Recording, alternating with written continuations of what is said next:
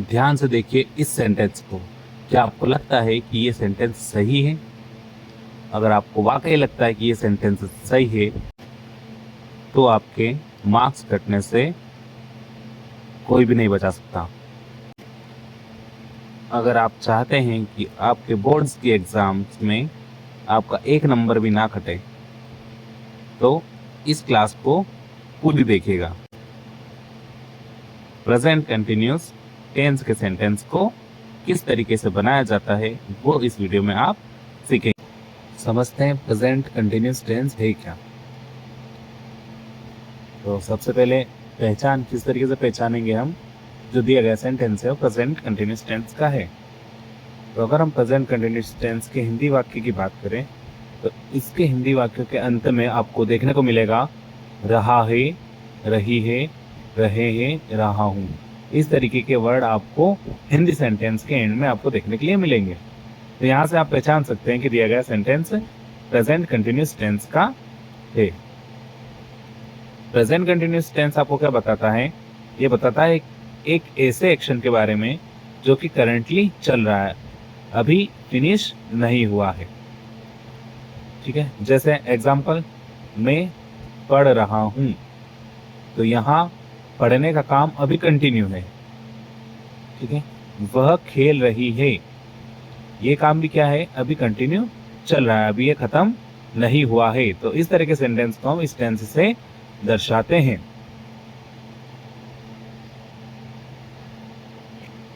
अब समझते हैं कि अफर्मेटिव सेंटेंस हमें किस तरीके से बनाना है। तो देखिए, पिछले टेंस में हमने पढ़ा कि अफर्मेटिव सेंटेंस हम किसे बोलते हैं। अफर्मेटिव सेंटेंसेस होते हैं जिसमें जो सेंटेंस बनते हैं वो हाँ में बनते हैं। जैसे Rahul is going to school, मतलब राहुल स्कूल जा रहा है। हम टीवी देख रहे हैं। इस तरीके के सेंटेंस जो है ये अफर्मेटिव सेंटेंस कहलाते हैं। तो इस तरीके के सेंटेंस हमको कैसे बनाना है? तो इस तरह के सेंटेंस बनाने के लिए हमें इस स्ट्रक्चर को फॉलो करना है। ठीक है, क्या स्ट्रक्चर है? इस स्ट्रक्चर को हम फॉलो करेंगे। किस तरीके से? सबसे पहले हमें यूज करना है सब्जेक्ट, फिर यूज करना है is am are. Is am are क्या है यहाँ पर? इज एम आर यहाँ पर है हमारी हेल्पिंग वर्ब। तो सबसे पहले सब्जेक्ट, फिर हम यूज करेंगे हेल्पिंग वर्ब, फिर यूज करेंगे हम जो मेन वर्ब है वो, और साथ में जो ऑब्जेक्ट बचेगा वो। तो इस तरीके से हम इस सेंटेंस को बनाएंगे। ठीक है, तो सेंटेंस को बनाते समय हमें ध्यान रखना है। देखिए, यहाँ पर 3 हेल्पिंग वर्ब है। पहली है इज, दूसरी एम और तीसरी आर। तो हमें ध्यान रखना पड़ेगा कि कौन सी हेल्पिंग वर्ब का यूज कौन से सब्जेक्ट के साथ हमें करना है। तो देखिए, एम जो है, एम का यूज केवल हम तभी करेंगे जब सेंटेंस में सब्जेक्ट हो आए, जिसे हम हिंदी में बोलते हैं मैं। अगर कोई सेंटेंस में से बनेगा या आई से बनेगा तभी उस कंडीशन में हम हेल्पिंग वर्ब एम का यूज करेंगे। बाकी किसी सब्जेक्ट में हम एम का यूज नहीं करेंगे। इसके अलावा इज का यूज हम कहाँ करेंगे? तो इज का यूज हम करेंगे अगर सेंटेंस के सब्जेक्ट में ही, शी, इट या फिर कोई सिंगुलर नाउन आए, तब हम हेल्पिंग वर्ब इज का यूज करेंगे। इसके अलावा जो आर बचा है, आर का हम यूज करेंगे जब सब्जेक्ट हमारे पास वी, यू, दे या कोई प्लूरल नाउन हो। प्लूरल नाउन मतलब जिसमें एक से ज्यादा नाउन के बारे में बताया गया हो, उस कंडीशन में हम आर का यूज करेंगे। ठीक है, एग्जाम्पल समझते हैं। जैसे राहुल स्कूल जा रहा है, तो सबसे पहले हमें यहाँ क्या यूज करना है? सबसे पहले हमें यूज करना है सब्जेक्ट। तो सब्जेक्ट इसमें क्या है? तो सब्जेक्ट इसमें है राहुल। अब राहुल क्या है? तो राहुल है यहाँ पर एक सिंगुलर नाउन। ठीक है, इससे हमको क्या पता चल रहा है कि यह कोई एक व्यक्ति है जिसका नाम राहुल है। तो एक व्यक्ति है, सिंगुलर नाउन है, तो इसके साथ हम हेल्पिंग वर्ब क्या यूज करेंगे? इसके साथ हम हेल्पिंग वर्ब यूज करेंगे इज। ठीक है, इसके अलावा फिर हम आते हैं मेन वर्ब पे।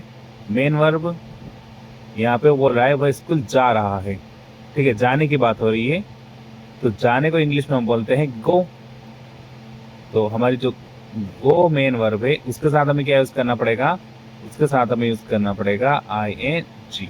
तो गो प्लस आई एन जी मिलकर क्या बन जाता है? गोइंग बन जाएगा। तो हम लिखेंगे राहुल इज गोइंग, और ऑब्जेक्ट क्या बचा यहाँ पे, स्कूल, तो हम लिख देंगे Rahul is going to school. तो इस तरीके से हमारे अफर्मेटिव सेंटेंस बन जाएगा। इसके अलावा एक और एग्जांपल, हम टीवी देख रहे हैं। हम टीवी देख रहे हैं, हम यहाँ पर क्या है, हम को इंग्लिश में बोलते हैं वी, और वी क्या है, एक प्लूरल नाउन है। तो प्लूरल नाउन के लिए हम क्या यूज करेंगे, हेल्पिंग वर्ब, तो वी होगा तो हम यूज करेंगे आर का। तो देखिए यहाँ पे यूज हुआ है वी आर। अब उसके बाद वर्ब, वर्ब क्या होती है, जो काम हम करते हैं। तो हम क्या कर रहे हैं, हम टीवी देख रहे हैं, हम देखने का काम कर रहे हैं। तो देखने को हम बोलते हैं क्या, देखने को हम बोलते हैं वॉच। ठीक है, वॉच। अब वर्ब है वॉच, वॉच के साथ हमें क्या यूज करना है, वॉच के साथ हमें यूज करना है आईएनजी। तो वॉच प्लस आईएनजी मिलकर क्या बना लेंगे, ये बना लेंगे वॉचिंग। ठीक है, बचा क्या इसमें, टीवी, तो लास्ट में लिख देंगे टीवी। तो सेंटेंस क्या बन गया, वी आर वॉचिंग टीवी। ठीक है, तो इस तरीके के दो एग्जांपल से आप समझ गए होंगे कि किस तरीके से हम अफर्मेटिव सेंटेंस को बनाएंगे। अफर्मेटिव सेंटेंस को बनाने के लिए हमें इस स्ट्रक्चर का बिल्कुल ध्यान रखना है कि हमें क्या करना है, सबसे पहले सब्जेक्ट यूज करना है, फिर सब्जेक्ट के according is am are use करना है। इज एम आर में से हम क्या यूज करेंगे वो पता चलेगा हमें इस वाले फॉर्मूले से, कि हमें एम यूज करना है, आई के लिए यूज करना है ही शीट और सिंगुलर नाउन के लिए, और आर यूज करना है वी यू दे या कोई प्लूरल नाउन के लिए। ठीक है, तो चलिए समझते हैं अब नेगेटिव सेंटेंस। यहां हमें स्पेलिंग रूल के बारे में भी समझना पड़ेगा। अब स्पेलिंग रूल क्या है कि जब हम वर्ब के साथ आईएनजी लगाएंगे तो उस कंडीशन में क्या होगा कि वर्ब की स्पेलिंग के अकॉर्डिंग हमें आईएनजी फॉर्म उसका बनाना पड़ेगा। तो कैसे, तो देखिए, अगर हमारे पास वर्ब इस तरह की होगी जिसके लास्ट में हमको क्या मिले, ई मिले, ठीक है, जैसे मेक, राइट, तो इस कंडीशन में हमें क्या करना है, जो ई है, ई को यहाँ से हटा देना है और फिर हमें क्या लगाना है, आईएनजी। जैसे एग्जांपल दिया है, मेक में हमने क्या किया है, मेक में हमने ई को हटाया और यहाँ पे क्या लगा दिया है, यहाँ पर आईएनजी लगा दिया है, तो ये क्या बन गया है, मेकिंग। इसी तरह राइट जो है, राइट में ई हटा के हमने क्या लगा दिया है, आईएनजी, और ये क्या बन गया है, राइटिंग बन गया है। तो इस रूल को आपको ध्यान रखना है। इसके अलावा जो सेकेंड रूल है, डबल लास्ट। अब हमें अगर कोई वर्ब इस तरीके की मिले जो कि कॉन्सोनेंट वोवेल कॉन्सोनेंट के रूप में हो, तो हमें क्या करना है, वहां पर जो लास्ट वाला लेटर है उसको क्या करना है, उसको हमें डबल कर देना है। ठीक है, अब एक कॉन्सोनेंट वोवेल कॉन्सोनेंट क्या है, इसका मतलब है पहला लेटर कॉन्सोनेंट, दूसरा वोवेल और तीसरा लेटर कॉन्सोनेंट। जैसे रन में आर क्या है, कॉन्सोनेंट, यू क्या है, वोवेल, और एन फिर से क्या है, एक कॉन्सोनेंट। तो इस तरीके का वर्ड अगर हम मिले तो हमें क्या करना है, जो लास्ट वाला वर्ड है इसको कर देना है डबल। जैसे एन को हमने कर दिया डबल और इसके बाद लगा देना है आई एन जी। तो इस वाले रूल को भी आपको ध्यान में रखना है। ये रूल का फॉलो करेंगे जब हमारे पास जो वर्ब होगी वो किस तरीके की होगी, कॉन्सोनेंट वोवेल कॉन्सोनेंट के फॉर्म में होगी। ठीक है, अब समझते हैं थर्ड रूल को। इसमें हमें क्या करना है, थर्ड रूल में क्या होता है कि हमें किसी भी लेटर को कहीं ना हटाना है ना डबल करना है, डायरेक्ट आईएनजी लगा देना है। ठीक है, तो इन दोनों के अलावा जो भी वर्ब हमें मिलेगी हम क्या करेंगे, उसमें डायरेक्ट आईएनजी लगा देंगे। तो ये तीनों रूल आपको ध्यान रखना है। इन तीनों रूल का हम यूज करेंगे जब हम अपनी वर्ब को आईएनजी फॉर्म में चेंज करेंगे।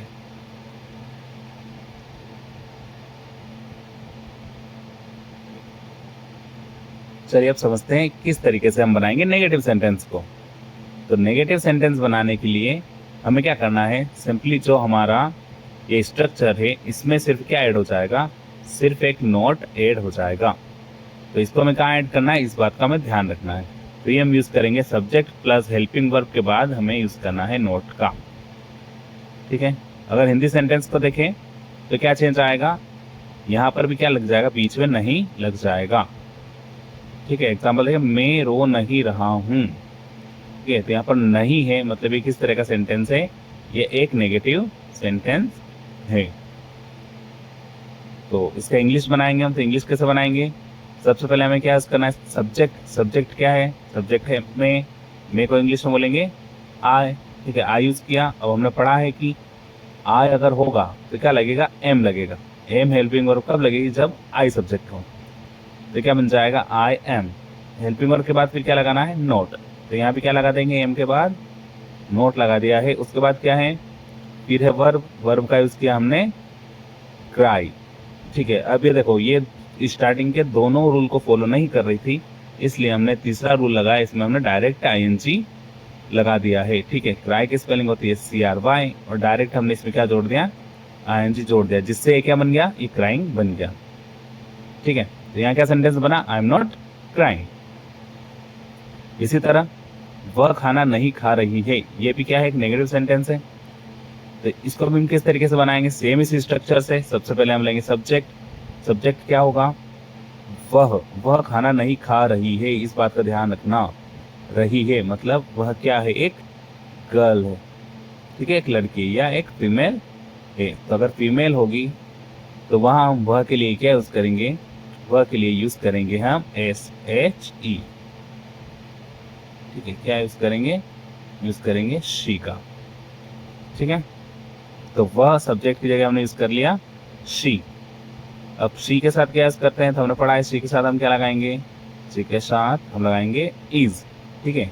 एक बार फिर से मेरे साथ रिवाइज कीजिए, इसका उपयोग कब करेंगे, इसका यूज करेंगे जबकि हमारे पास जो सब्जेक्ट हो वो कौन कौन से होना चाहिए, सब्जेक्ट होने चाहिए हमारे पास ही, शी, इट या फिर कोई सिंगुलर नाउन। अगर ये सब्जेक्ट हमारे पास होंगे तो इस कंडीशन में हम इसके साथ क्या लगाएंगे, इसके साथ लगाएंगे इज, ठीक है। तो शी इज, हमने हेल्पिंग वर्ब लगा दी, फिर क्या लगाएंगे, फिर लगाएंगे हम नॉट, ठीक है, नॉट, शी इज नॉट। उसके बाद वर्ब, वर्ब क्या है, वर्ब है खाना, खाने को इंग्लिश बोलते हैं इट, साथ लगाएंगे ING। तो क्या बन जाएगा, शी इज नॉट ईटिंग, भोजन को बोलते हैं हम फूड। तो ये सेंटेंस क्या बन जाएगा, she is not eating food, ठीक है। तीसरा एग्जांपल देखते हैं।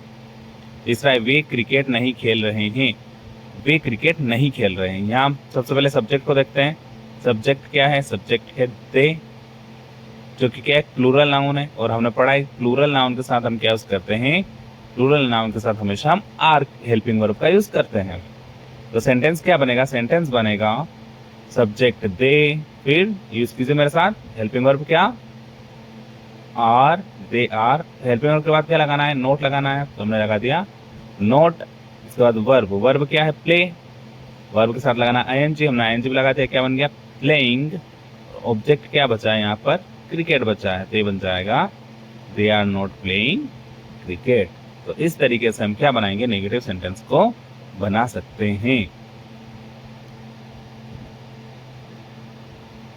अगला हम समझेंगे इंट्रोगेटिव सेंटेंस को। इंट्रोगेटिव सेंटेंस बनाते हैं हम किस तरीके से बनाते हैं, तो इसमें हमें क्या करना है, सिंपली जो हमारी हेल्पिंग वर्ब थी वो हेल्पिंग वर्ब को हमें क्या करना है, अभी तक हेल्पिंग वर्ब सब्जेक्ट के बाद आ रही थी, हमको सब्जेक्ट के बाद की जो हेल्पिंग वर्ब है उसको उठा के यहाँ से आगे लेके आना है, ठीक है।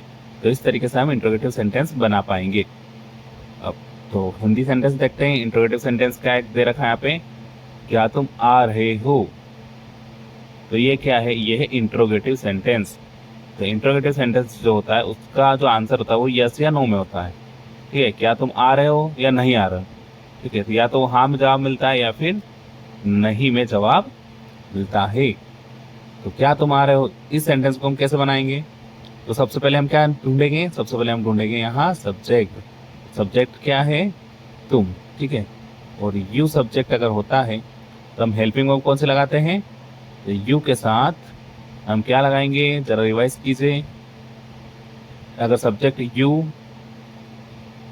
वी, दे या फिर कोई प्लूरल नाउन हो, उस कंडीशन में इनके साथ हम क्या लगाते हैं, तो इनके साथ हम आर हेल्पिंग वर्ब का यूज करते हैं, ठीक है। तो आर हेल्पिंग वर्ब है, लेकिन स्ट्रक्चर के अकॉर्डिंग हमें क्या करना है, आर को सबसे पहले लेना है। हमने सबसे पहले यहाँ क्या लिखा, आर लिखा है, ठीक है, सबसे पहले आर लिखा है और उसके बाद क्या है, सब्जेक्ट है, तो आर के बाद हम लिखते हैं सब्जेक्ट आर यू। तो बाद हेल्पिंग वर्ब है, हेल्पिंग वर्ब क्या है, हेल्पिंग वर्ब यहाँ पर है कम, COME, ठीक है। तो पहला हमने जो ING लगाने का पहला रूल पढ़ा था उसके अकॉर्डिंग हमने क्या सीखा था कि अगर इस तरह की कोई वर्ब आए जिसके लास्ट में ई हो तो हमें क्या करना है, ई को हटाकर वहां पर क्या लगा देना है, ING। तो जो हमारी वर्ब बनेगी वो क्या बन जाएगी, वो बन जाएगी COMING, ठीक है, कमिंग। ये क्या बन जाएगा, आर यू कमिंग, ठीक है। तो इस तरीके से हम क्या बनाएंगे, इंट्रोगेटिव सेंटेंस बनाएंगे। अगला क्वेश्चन देखो, यहाँ पर अगर मान लो WH वर्ड यहाँ पर दे रखे हैं तो उस कंडीशन में क्या करेंगे, जैसे एक सेंटेंस हमारे पास है, तुम क्या कर रहे हो, इसमें थोड़ा सा डिफरेंस है। इसमें ध्यान रखना कि अगर हम बिना WH वर्ड के बनाएंगे तो वहां सेंटेंस में सबसे पहले क्या मिलेगा, सबसे आगे रहेगा क्या। लेकिन अगर ये क्या सबसे पहले आने की बजाय बीच में आ रहा है तो इसका मतलब वहां पर क्या यूज होगा, वहां पर यूज होगा WH वर्ड, वहां पर हमको WH वर्ड का यूज करना पड़ेगा, ठीक है। तो इस तरीके से यूज करेंगे। तो तुम क्या कर रहे हो, तो इसको कैसे बनाएंगे, सबसे पहले हमको WH वर्ड लेना है। तो यहाँ क्या को हम इंग्लिश में क्या बोलते हैं, WHAT, वॉट बोलते हैं, ठीक है। तो सबसे पहले हम यूज करेंगे वॉट। इसके बाद हम यूज करना है हेल्पिंग वर्ब। तो सब्जेक्ट क्या है हमारा, सब्जेक्ट है तुम यानी कि यू, और यू अगर सब्जेक्ट हो तो हेल्पिंग वर्ब क्या यूज करते हैं, हमेशा आर का यूज करते हैं। तो उसके बाद हम क्या लगाएंगे, आर, वॉट आर। उसके बाद सब्जेक्ट क्या है हमारा, यू, फिर हम लिखेंगे यू, और वर्ब क्या है, डू, वर्ब लिख दी डू, और साथ में लगा रहा हमको ING, तो हमने ING लगा दिया। तो क्या बन गया, व्हाट आर यू डूइंग, तुम क्या कर रहे हो, इसका इंग्लिश क्या बनेगा, इसका इंग्लिश बनेगा व्हाट आर यू डूइंग। तो इस तरीके से हम इंट्रोगेटिव सेंटेंस को बनाएंगे। तो हम प्रेजेंट कंटिन्यूअस टेंस सीख चुके हैं। तो अब जरा करते हैं हमारे नॉलेज के प्रैक्टिस और करते हैं चेक कि हमने कितना सीखा है, ठीक है। तो यहाँ 4 सेंटेंस दे रखे हैं, ये चारों सेंटेंस हमें अभी सोल्व करना है। तो मैं हर सेंटेंस के लिए आपको 4 सेकेंड दूंगा, मैं हर क्वेश्चन के लिए आपको 5 सेकेंड का समय दूंगा। ये आपको क्वेश्चन पढ़ना है, इस वीडियो को पॉज करना है और अपनी नोटबुक में आपको इसका इंग्लिश ट्रांसलेशन लिखना है और फिर उसके बाद प्ले करके चेक करना है कि क्या हमने सही लिखा या फिर गलत, ठीक है। तो चलिए शुरू करें।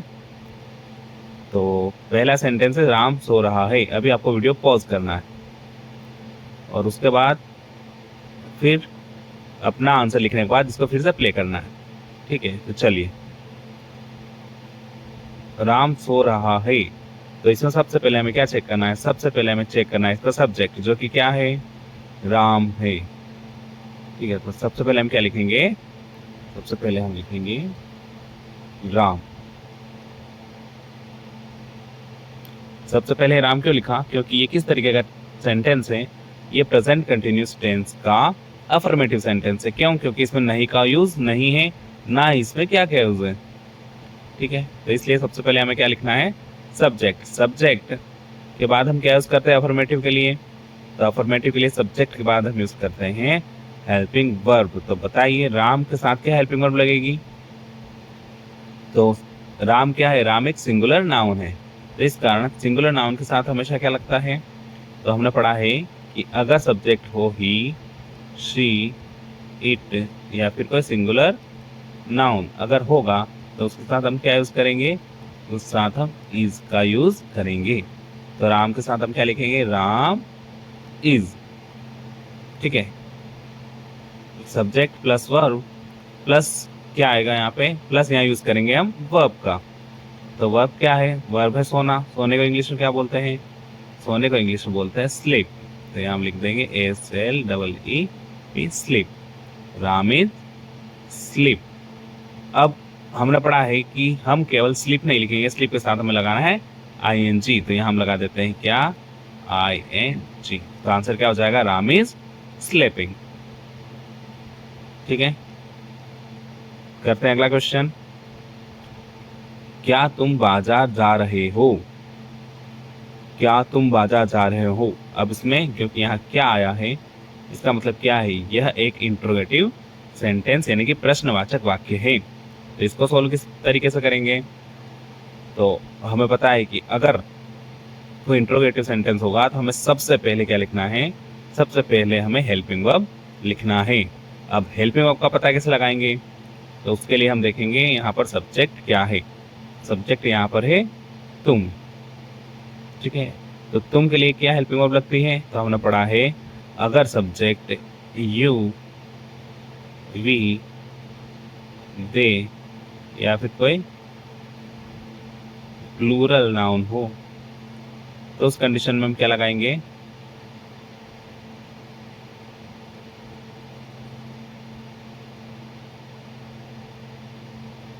दे या फिर कोई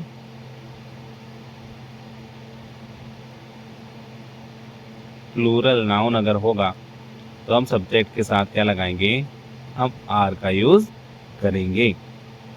ठीक है, तो सबसे पहले हम क्या लिखेंगे, हेल्पिंग वर्ब जो कि क्या है आर। तो सेंटेंस हम बनाएंगे आर, फिर सब्जेक्ट क्या है तुम को हम बोलते हैं इंग्लिश में यू, तो ये क्या बनेगा आर यू। फिर ढूंढेंगे वर्ब क्या है जाना, जाने को इंग्लिश में क्या बोलते हैं, जाने को इंग्लिश में बोलते हैं गो। और गो के साथ हम क्या लगाएंगे ING, तो ये क्या बन जाएगा गोइंग, आर यू गोइंग। और ऑब्जेक्ट क्या बचा है इसमें, बचा है बाजार, तो क्या बन जाएगा ये, are you going to market. इस तरीके से दूसरा सेंटेंस बन जाएगा। अब तीसरे सेंटेंस पे आते हैं, तो यहाँ हमारा तीसरा सेंटेंस है बच्चे शोर नहीं मचा रहे हैं। तो अब चेक करना है कि ये अफर्मेटिव है, नेगेटिव है या इंट्रोगेटिव है। तो देखिए यहाँ से हमें पता चल रहा है कि इसमें नहीं का यूज हो रहा है, तो नहीं मतलब ये किस तरीके का सेंटेंस है, ये है नेगेटिव सेंटेंस। तो नेगेटिव सेंटेंस का स्ट्रक्चर ध्यान में लाइए। उसके लिए हमें क्या करना है, सबसे पहले तो हमें यहाँ सब्जेक्ट ढूंढना है। सब्जेक्ट क्या है, सब्जेक्ट है बच्चे। तो बच्चे को हम क्या लिखेंगे इंग्लिश में, बच्चे को हम लिखेंगे दी चिल्ड्रन। तो चिल्ड्रन, अब चिल्ड्रन क्या है, बच्चे हैं, मतलब ये एक प्लूरल नाउन है। और हमको पता है कि अगर प्लूरल नाउन होगा तो हम क्या करेंगे, हेल्पिंग वर्ब आर का यूज करेंगे। तो हम लिखेंगे द चिल्ड्रन आर, शोर मचाने को क्या बोलते हैं, शोर मचाने को मेक अ नॉइज बोलते हैं। यहाँ पे हम लिखेंगे मेक। और हम पता है कि मेक में ई होती है, तो ई को हटा के हमें क्या लगाना है, हमें लगाना है ING। तो क्या बन जाएगा, the children are making a noise, the children are making a noise. अब बताए इसमें कुछ छूटा है क्या, कुछ छूटा है, बिल्कुल छूटा है। क्या छूटा है, यहाँ है नेगेटिव, बच्चे शोर नहीं मचा रहे, और हमने लिखा है the children are making a noise, यानी कि बच्चे शोर मचा रहे हैं। मतलब यहाँ क्या छूटा है, यहाँ छूटा है नॉट। तो आर के बाद हम क्या यूज करेंगे, नॉट। तो सेंटेंस क्या बनेगा, the children are not making a noise. ठीक है, चलते हैं लास्ट क्वेश्चन पे, जो कि क्या है, वह क्यों रो रही है। अब देखिए यहाँ पे जो क्वेश्चन वर्ड है वो कहाँ आया है, बीच में आया है। मतलब ये क्या है, ये WH वर्ड टाइप का क्वेश्चन है। तो इसके लिए हमें क्या करना पड़ेगा, WH वर्ड सबसे पहले यूज करते हैं। तो क्यों को इंग्लिश में हम क्या बोलते हैं, क्यों को हम इंग्लिश में बोलेंगे वाई, WHY। अब उसके बाद हम देखते हैं कि यहाँ पर सब्जेक्ट क्या है, तो सब्जेक्ट यहाँ पर वह हम होता है, वह के साथ हेल्पिंग वर्ब क्या यूज करते हैं, तो वह के साथ हेल्पिंग वर्ब यूज करते हैं इज। तो यहाँ क्या लिखेंगे हम, वाई इज। अब रो रही है मतलब ये क्या है, एक फीमेल है। फीमेल के लिए हम क्या यूज करते हैं, शी का, SH is she. Why is he, sorry why is she. अब रोने को क्या बोलते हैं? रोने को बोलते हैं क्राई। तो क्राई के साथ हमें लगाना है ING। तो ये क्या बन जाएगा? Why is she crying. तो इस तरीके से हमने चारों सेंटेंस बना लिए हैं। तो अब आपको प्रेजेंट कंटिन्यूअस टेंस बहुत ही अच्छी तरीके से समझ आ गया होगा।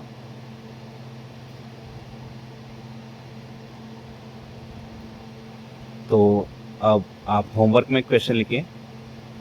तो इस वीडियो का एक होमवर्क क्वेश्चन मैं आपको देता हूं, जिसका आंसर आपको कमेंट सेक्शन में देना है। तो सेंटेंस लिखिए। मैं आपको हिंदी सेंटेंस देता हूं, आपको बनाना है